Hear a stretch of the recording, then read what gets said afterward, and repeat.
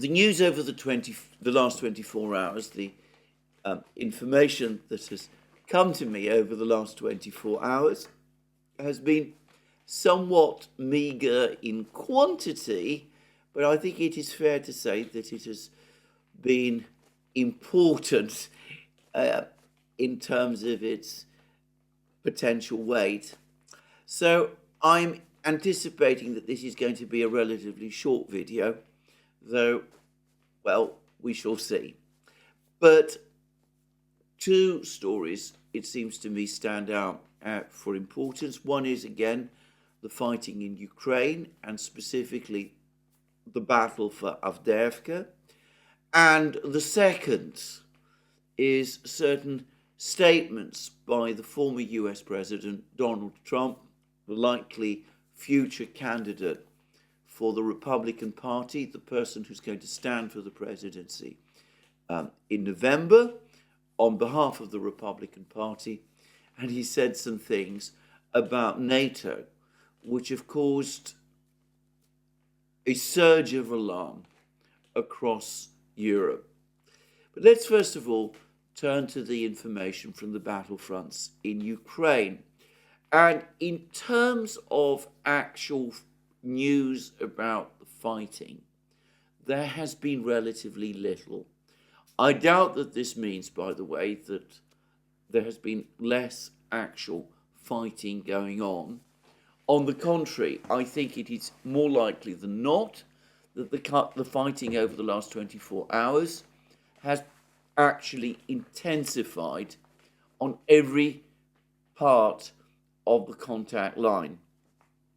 However, we're not getting that much news about it. Yesterday, in the program that the Military Summary Channel published last night, they were complaining about the fact that they received no updates about the fighting in Avdeyevka at all, and as it turned out, relatively few updates about the situation elsewhere on the battle lines. And I'm going to suggest that there is probably a strong reason for this, and that is that the fighting is intensifying and that the Russian Defense Ministry is contacting the various local commanders, making it very clear that they must clamp down on information flow about what is going on the battlefronts, and that this clampdown is also to some extent being mirrored by Ukraine, probably for the same reasons, because the fighting is actually becoming more intense rather than less so. Anyway, let's first of all turn to the situation in Avdeyevka, which is now far and away the single most important battle. The one piece of confirmed news we got yesterday came from General Alexander Tarnavsky, the head of the Tavria battle group, which used to fall ultimately under the supervision of General Zaluzhny, and the Tavria battle group has been responsible for the offensives, the Ukrainian offensives in Zaporozhye, in Kherson region, and they've also been responsible for the defense of Avdeyevka. And General Tarnavsky, who heads this battle group, he headed this battle group when General Zaluzhny was the overall military commander. He still heads it now that General Zaluzhny has been replaced by General Syrsky. He has now come forward and said that Avdeyevka will be held, that the Ukrainians will continue to defend this town, and that reinforcements are on the way. I've mentioned that the British media has up to now avoided discussing the situation in Avdeyevka, but we've now had this report from the Daily Telegraph Brigadier General Alexander Tarnavsky, commander of the ETHEREUM group, has said, we strengthened the blocking line, set up additional firing positions, and used fresh, effective forces. Logistical delivery continues. Ukraine is reinforcing the eastern city of Avdeyevka with fresh forces. Tarnavsky added, Russian forces are attempting to capture the Donetsk region city at any cost and as soon as possible. Ukrainian forces defending against the Russian onslaught face an increasingly perilous situation. The decision to continue bolstering Kiev's defense of the city rather than a retreat to a more fortified position raises the prospect, this is from the Daily Telegraph now, of a repeat of the brutal months-long battle over nearby Bakhmut. And then the Telegraph goes on to say, Brigadier General Tarnavsky's remarks could hint towards the 3rd Brigade, one of Ukraine's best units, which has been sat in reserve and training on Western weaponry, being brought into the fight for the city. And in fact, there have been a cascade of reports from other channels saying that it is indeed the 3rd Brigade that is going to be sent into the battle to try to secure the situation, the position in Avdeyevka, the Ukrainian position in Avdeyevka. Now, the thing that needs to be said about the 3rd Brigade, which of course the Daily Telegraph doesn't mention, but the 3rd Brigade is apparently essentially the reconstituted Azov Brigade, the brigade that the Russians defeated in Mariupol, the brigade which was then reconstituted by the Ukrainians in the months after Mariupol's fall. The Russians released some of the prisoners that they'd captured in Mariupol, and some of them apparently were then reintegrated back into this brigade. In May of last year, this brigade, the 3rd Brigade, was committed by General Syrskyi to try to break the Russian siege of Bakhmut. There was ongoing fighting, heavy fighting involving this brigade, which went on for months as part of the Ukrainian counterattack near Bakhmut. It is widely acknowledged that this brigade was badly damaged, suffered very heavy losses over the course of the fighting in Bakhmut. And as I recall, some weeks or months ago, we were told finally that it had been pulled out of the battlefronts because, well, clearly, of the very severe losses and damage which it had suffered. And this brigade was then sent back into the rear. It was being reconstituted. More men, more equipment was being provided. And it seems before that complete reconstitution and training with Western weapons has been completed, it has been committed to the Battle of Avdeyevka.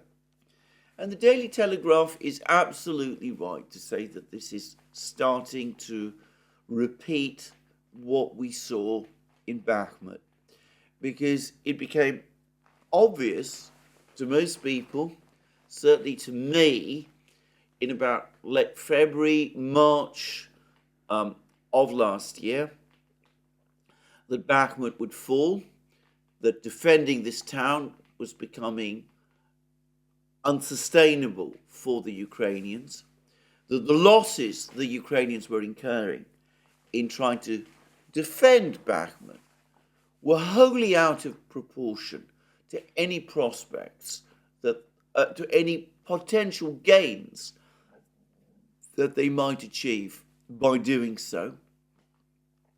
The United States eventually came to the same view and started to advise Ukraine to abandon Bakhmut, but instead the Ukrainians continued to feed more and more reinforcements into Bakhmut, sending some of their best men and best equipment to Bakhmut in an increasingly desperate attempt, first to hold the city, and after the city finally fell, to then try and recapture it. And that fighting went on all the way up to the autumn, around October time, as I've discussed in many programs. If you track you follow the Russian Defense Ministry bulletins day after day, right through 2023, they consistently identified the area around Bakhmut as the place where the Ukrainians were suffering the heaviest losses. And this remained true even whilst Ukraine was trying to conduct its offensive towards the Sea of Azov in Zaporozhye region. And of course, none of that was, in the end, for any useful purpose, because Bakhmut did fall. The Russians were able to counter all the Ukrainian counterattacks around Bakhmut. And in the case of Bakhmut, over the last few weeks, it is the Russians, not the Ukrainians, who have been on the offensive, and they've managed to capture the village of Khromovo, which they didn't capture previously, and they are now in the process of capturing the village of Bogdanovka, and there's reports that their troops have now entered the other village, which the Wagner forces never captured in Bakhmut, Ivanivska, and that fighting is going on there, and supposedly they also control an area known as the New Cemetery and the Popovka forest, or at least they're fighting for these places. And all of the reports from Bakhmut suggest that all of that Ukrainian sacrifice was for nothing. But anyway, it seems the pattern is indeed repeating itself. Even some of the same troops that were used in that reckless, I would even say irresponsible, counteroffensive in Bakhmut, in this specific case, the 3rd Brigade, are going to be used all over again in an attempt this time to prevent Avdeyevka from falling. And here I'm going to reiterate a point I have made before. What the Russians have been conducting on the Ukrainian battlefronts for several months now, since they started to go back on the attack in October after Ukraine's summer offensive was defeated. What the Russians have been doing, I have described as aggressive attrition. They've been attacking the Ukrainian soldiers, the Ukrainian troops, the Ukrainian army, in order to deplete its manpower, its reserves, and its equipment, its artillery, and its other heavy equipment. And they have been increasingly successful in doing that. We've been hearing about how Ukraine is now desperately short of manpower. There was another video posted today of Ukrainian soldiers somewhere on the battlefront, again complaining about the fact that they had not been rotated for months, that they're exhausted and in some cases unwell, and that they demand to be rotated out of the battlefront, to be granted at last some leave. And up to now, the Ukrainians can't do that because they have to keep every man that they can on the battle lines in order to stop the Russians from advancing. And we've also been hearing reports about the shell famine that is affecting Ukraine, that Ukraine has been running short of shells, that they don't have enough shells, that the Russians are able to outgun them on every part of the battlefronts. And this is, as I said, very much a product, first of the defensive attrition that the Russians conducted during the period of Ukraine's summer offensive, and also of the aggressive attrition that the Russians conducted in the spring, in the fighting in Bakhmut, and since the autumn. And we've also seen reports in the US media especially about how Ukraine is now increasingly short of trained officers able to command Ukrainian troops on the battlefronts, because so many officers have been killed or wounded in the fighting that pretty much the entirety of Ukraine's army, the one with which it started the war and which had been built up and trained by the Western powers over the previous 7 years, has now been spent and depleted away as a result of this attrition strategy that the Russians have been conducting. And we're also getting other reports, for example, reports that Ukraine is desperately short of surface-to-air missiles and could run out of surface-to-air missiles as early as the middle of March. And I've also discussed in various programs that regardless of what Congress does, whether it passes the $61 billion aid package or not, the United States simply isn't making enough weaponry to make a difference, to reverse this crisis that Ukraine is experiencing. The Russian-imposed policy or strategy of attrition means that Ukraine is burning through more equipment and more men and more shells than the West can train or replace. And in fact, if you've been following my programs and Brian Belletic's programs at the new Atlas, you will know that this has been the pattern of the conflict pretty much from the moment it, properly speaking, began. So, this has been the Russian strategy. And what is it that President Zelensky and General Syrski, who is now the overall commander, and General Tarnavsky are intent on doing in Avdeyevka? They are going to do exactly the same thing that they did in Bakhmut. They're going to try to defend Avdeyevka to the last Ukrainian, much as they did with Bakhmut. And the result is that it will facilitate the Russian strategy of aggressive attrition. And even the Daily Telegraph picks this up. The decision to continue bolstering Kiev's defenses of Avdeyevka rather than a retreat to a more fortified position raises the prospect of a repeat of the brutal months-long battle over nearby Bakhmut.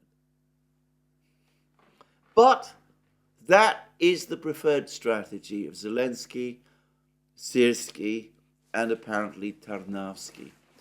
It seems that they fear that the PR loss of Avdeyevka being captured by the Russians is too great, rather than retreat from Avdeyevka, which, so far as I can see, and as I discussed in my program yesterday, would be the logical thing to do. They intend to reinforce failure, to try to defend Avdeyevka to the bitter end. And a couple of programs ago, before General Zaluzhny was sacked, Dima at the Military Summary Channel commented upon certain remarks by the Ukrainian commentator Yuri Budusov. Budusov was complaining about the low caliber of the Ukrainian reinforcements that were being sent to Avdeyevka. The fact that these were older, less well-trained troops fresh from civilian life, some of them with little experience even of how to hold a rifle and of little utility in the fighting.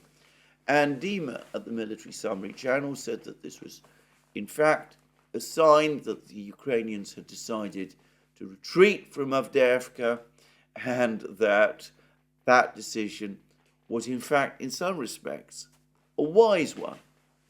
Well, if that was the thinking of the Ukrainians then, if they were indeed sending less effective reinforcements to Avdeyevka, because they recognized that the town's defense was becoming unsustainable, and that the wisest thing for them would be to retreat, well, that has now clearly been reversed, because as the Daily Telegraph tells us, the 3rd Brigade, the reconstituted Azov Brigade, which is being recommitted to the battle of Avdeyevka, happens to be one of Ukraine's best units.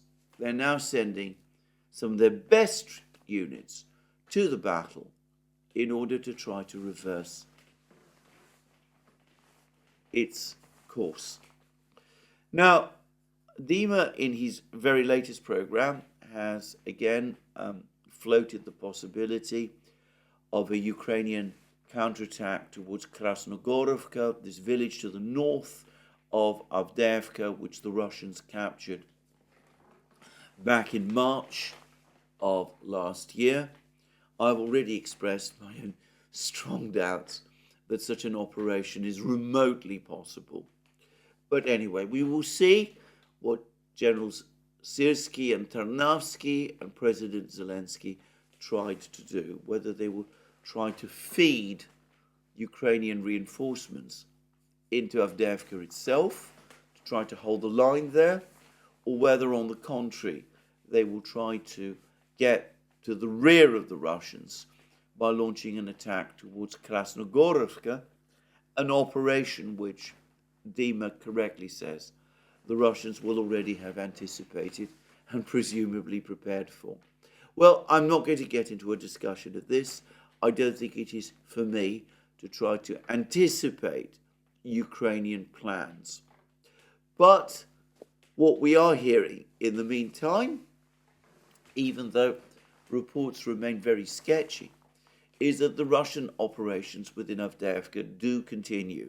And there's been reports that the Russians have now completed, in effect, the encirclement of the remaining Ukrainian troops in the former Air Force base, and in this strange Cheburasha complex, the nature of which I have never understood.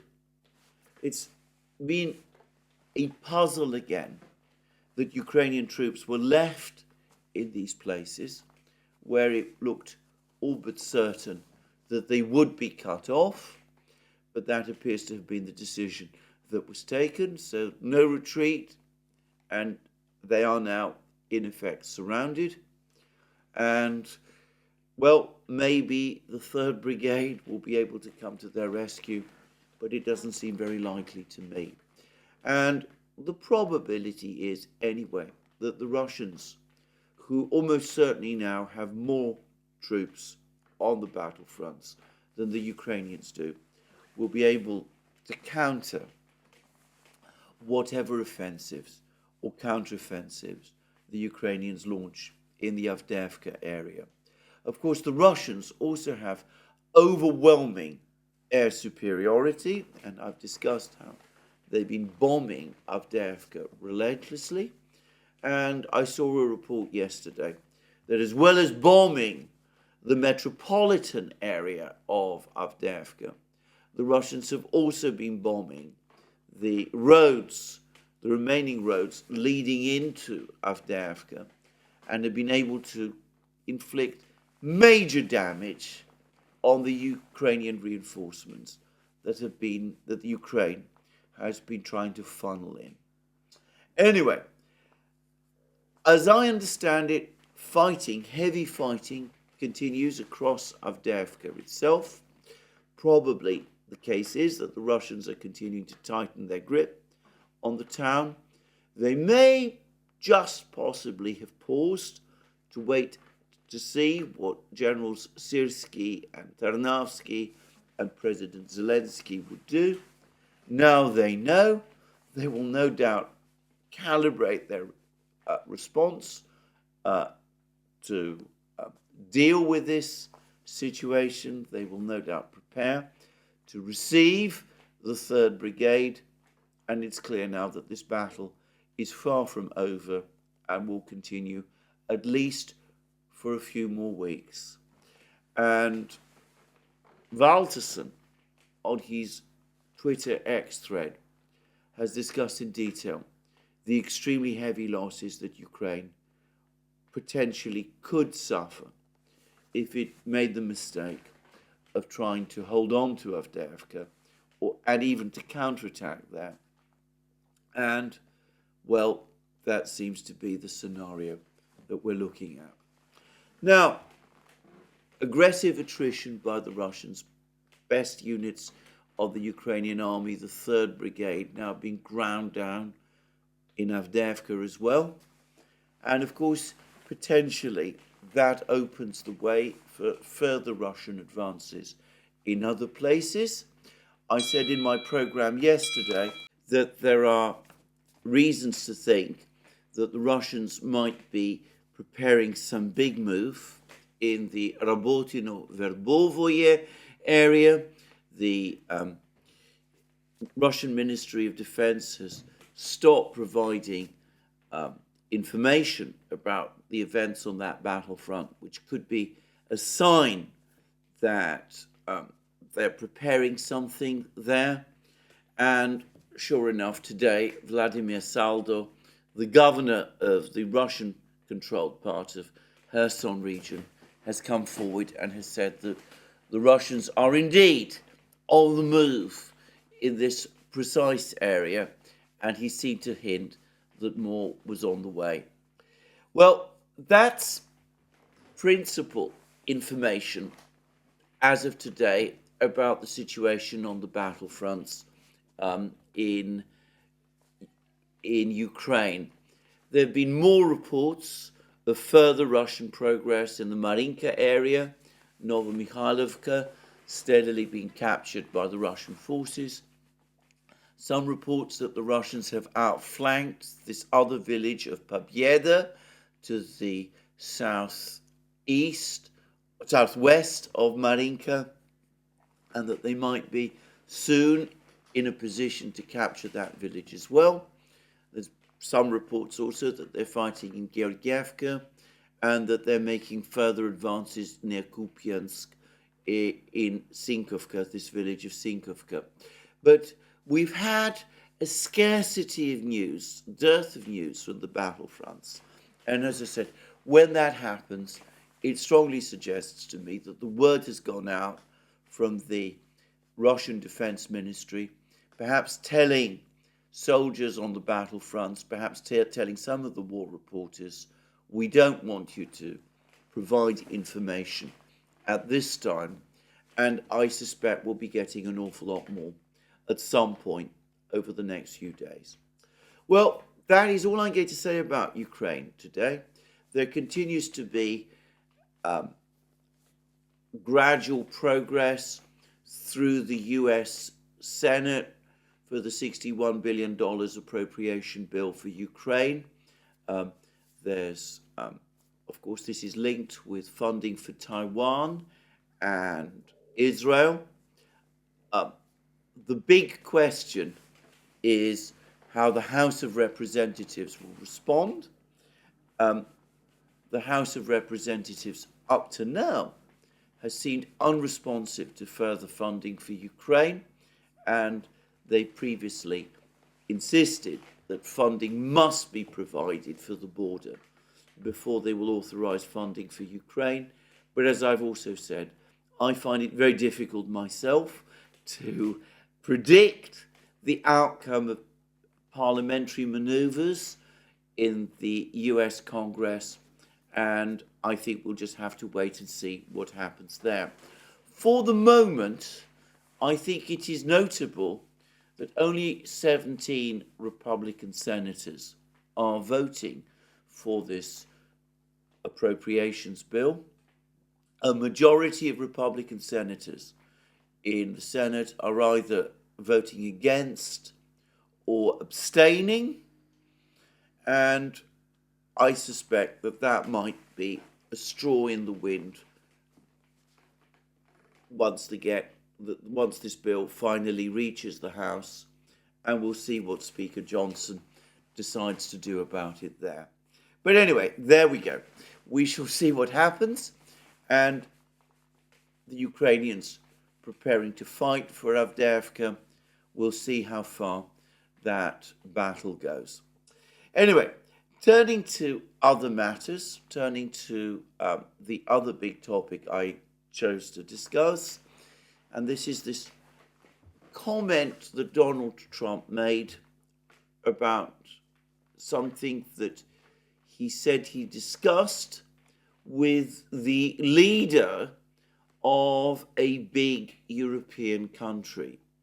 Now, he didn't identify which leader that was or which country that was, but my guess is, based on what he said, that it was probably Angela Merkel, somebody he's known not to have got on with very well. Anyway, apparently this leader asked him if there was an attack by the Russians, would the United States fulfill its Article 5 obligations under the Washington Treaty and, as a NATO ally, come to the defense of this country. And Trump says that he said in response that unless this country took steps to increase its defense spending, to reorganize and rebuild its armed forces, the United States would not come to the defense of that country. Why would they defend a country which was not defending itself? Anyway, that is what Trump is now saying, not in those words, but in effect what he is saying, that he said to this particular leader. Well, in Europe, it has provoked a shock. There have been statements from a large number of European leaders expressing dismay. Jens Stoltenberg, the NATO Secretary General, has also expressed his own dismay about this. They are saying that what Trump is doing is calling into doubt, into question, the United States' willingness to act on its Article 5 obligations, and that this is somehow outrageous and irresponsible, and that, of course, that it helps Russia, and that it almost all but invites Russia to attack Europe. Now, what I'm going to say about that is this. Donald Trump always has an ability to speak as he thinks and to speak in exceptionally strong terms.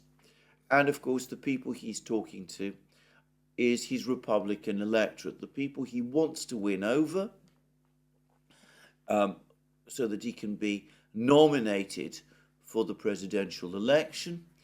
And, of course, he's planning ultimately to stand for the presidency in November with hopes of getting elected. And I think European leaders and European commentators who criticize Trump perhaps don't reflect or are not aware of the gathering feeling that there has been in the United States, which I have been aware of for some time, that the Europeans have increasingly been freeloading on the United States. The United States now faces multiple commitments. It's dealing with a very complex and very difficult situation in the Middle East. It's facing a major challenge from China in the Pacific. I've discussed in many programs, including programs I made before the start of Russia's special military operation.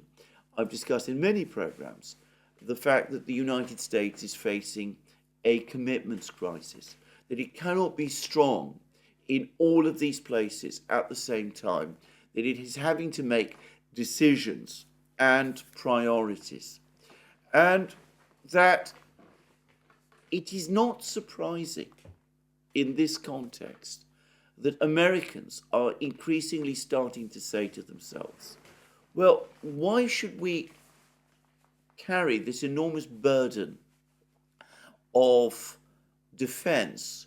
Why should we commit to defending the Europeans when Europe is a rich continent and the Europeans are not taking the necessary steps to defend themselves?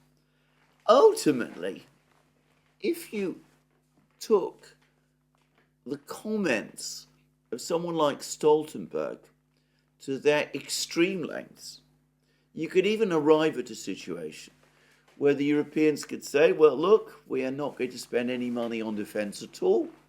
We're going to rely entirely on the United States to defend us, and the United States must defend us because it has an obligation to do so under Article 5. The Americans feel about this, the way the Americans feel about this, is that the Europeans have been freeloading on them, and with the burden on the United States increasing, the Americans are becoming increasingly impatient about this. Now, this is a sentiment which I am sure is going to increase as the United States faces more challenges around the world. And complaining that this is just Donald Trump who is bringing up these issues and talking in that way is ultimately deeply unhelpful for the Europeans. It means that they're not addressing the actual specific problems that they face in Europe. The fact that they do have a security challenge now with Russia, one which, in my opinion, they have conjured up for themselves, and that it is becoming reckless to ignore the fact that the United States has multiple commitments and does not have unlimited resources, and that it's therefore unwise to assume simply that the Americans can come along and provide all the help that the Europeans would need in any particular given situation. So, the question then is, what should the Europeans do? Well, we are looking at an increasingly bad economic situation in Europe. There have been more articles that have appeared about the economic situation in Europe. There's articles now, more and more articles about Germany, about the problems in the energy industry, the chemicals industry, the problems in the car industry. I've discussed the issue of German deindustrialization and the fact that Bloomberg is writing articles about this. It seems to me that faced by an economic crisis, which they brought on themselves to a great extent through the sanctions war they launched, and it must be said the climate policies they also launched. Well, faced with all of this, they need to think very carefully about their strategic priorities. And getting into an open-ended conflict with Russia, making an enemy of Russia, that has always seemed to me ultimately to be a major mistake. And one way or the other, what the Europeans need to do, I'm not suggesting that they pull out of NATO or do anything as radical as that. But what they need to do is to re-establish a dialogue with the Russians and perhaps finally to understand that this issue of revisiting Europe's security structure, thinking beyond NATO, trying to arrive at some kind of modus vivendi with the Russians, which is in their joint interests. Well, that isn't just in the interests of the Russians. It is in the interests of the Europeans too. It is in the interests of the Americans also, who are facing this commitments crisis and these exorbitant demands from their own allies. This seems to me like obvious. I don't understand why it is so difficult to understand. And I hope that perhaps one day a future generation of European leaders will indeed come to understand it, and that they will come to understand it once this crisis in Ukraine is resolved in the only way that it can be, through a Russian victory. Well, there we are. That's where I'm going to end my program today. As I said, a much shorter video than usual. I expect that tomorrow, with more news and information coming from the battlefronts, I'll have more to say. But this is where I finish today. Just to remind you again, you can find all our various programs on our various platforms, Locals, Rumble, and X.